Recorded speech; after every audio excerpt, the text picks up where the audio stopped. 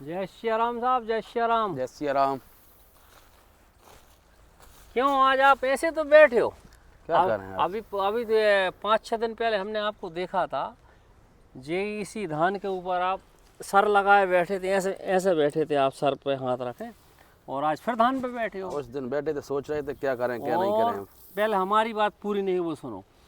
उस दिन इसमें मजदूर भी नहीं लगे थे, टीन सेट पैक भी था, और आज तो यहाँ ट्रैक्टर ट्राली भी दिख रहा है जी। देखो ट्रैक्टर भी दिख रहा है, दो ट्राली भर दी, ट्राली भी भर दी, ट्राली भर के कंप्लीट कर दी और यहाँ मंडी के मजदूर भी लिए। लगे हैं। तो ये क्या मामला? ये मामला ये है कि मजबूरी में बेचना पड़ रही है, मजदूर हमारी जान खा रहे हैं। क्या बोल रहे हैं मजदूर? उनको पैसा चाहिए। तो पैसा नहीं दिया आपने? अब कहाँ दिया, भाव के चक्कर में रखी थी, भाव ही नहीं मिला। अभी एक बात बताओ आप हमें, कि जैसे आपको भाव नहीं मिलेगा, मान लीजिए आपको भाव, तो मजदूरों का पेमेंट तो करो आप, भाव मिलता रहेगा, रख ही रहने दो उसको। नहीं, वो तो बेचने पड़ेगी। मजदूर रोज रोज घर पे आ रहे हैं, पैसा दो, उनको देना पड़ेगा, इसलिए ये ट्राली भरी हुई है।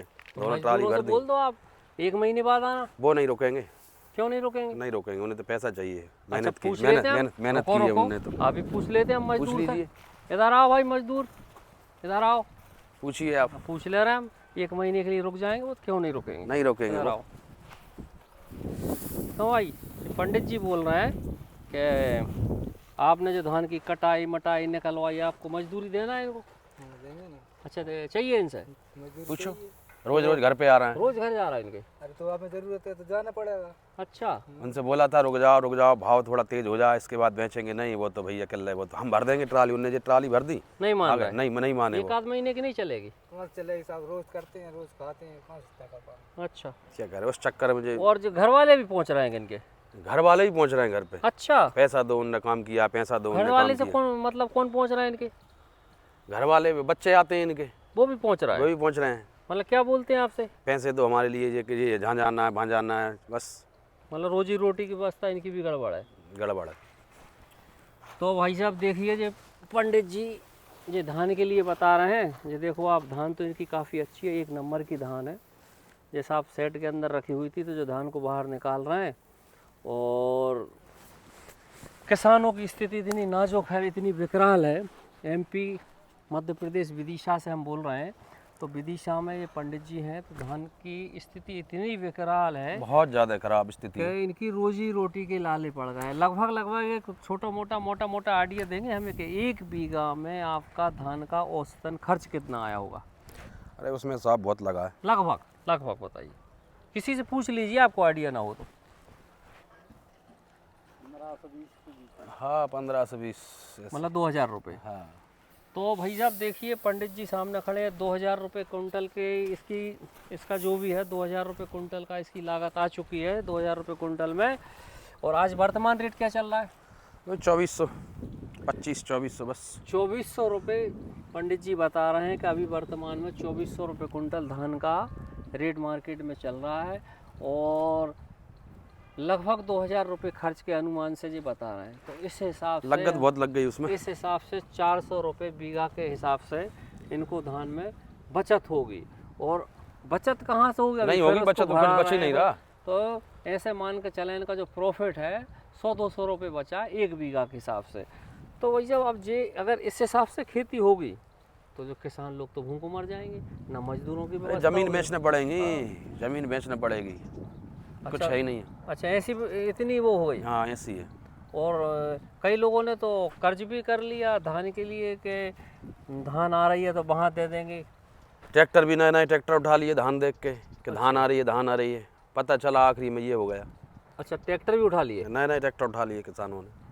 तो भाई साहब हम पंडित जी से बैठी, पंडित जी, तो पंडित जी से हम बता देते हैं धान के लिए। ये देखो आप, धान तो नए ट्रैक्टर भी उठा लिए लोगों ने। किसानों की स्थिति इतनी बेकराल है, और कुछ इतने एडवांस काम कर लिए लोगों ने कि उस धान के भरोसे।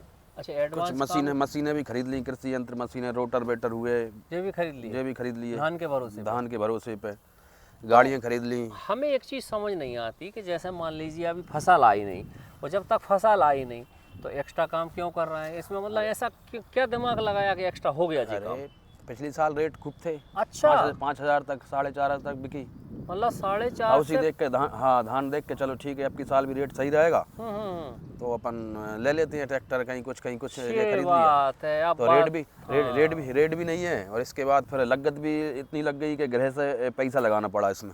ये बात है मुद्दा की अब बात आई सामने कि भाई साहब इस बार इसीलिए धान एमपी में इतनी बम्फर पैदावार हुई है, इतनी ज़्यादा हुई है कि पिछले वर्ष तक 4,500 से 5,000 रुपये तक इसका रेट था, और रेट ज़्यादा होने के कारण सारे लोगों ने धान की तरफ ध्यान दिया और धान को लगाया गया, अच्छे से मेहनत की, और धान वाकई में निकली भी बहुत अच्छी, लेकिन निकली बढ़िया है, लेकिन भाव रेट ज़्यादा नहीं। मात्रा में होने के कारण ना जाने क्या समस्या है, ऊपर सरकार के पास क्या व्यवस्था है कि इस बार रेट नहीं मिल पा रहा धान का। तो जब रेट डाउन है तो किसानों की कमर टूट गई, और लगभग हमने अभी सर्वे किया था तो उसके अनुसार भी अभी हमने देखा कि किसानों के पास भरपूर मात्रा में खलिहानों में ढेर लगे हुए हैं, जैसे कि यहाँ भी देख सकते हैं आप खलिहान में जो ढेर लगा हुआ है, ऐसे बड़े बड़े ढेर लगे हुए हैं, और ढेर लगे होने के कारण ना इसको बेच पा रहे हैं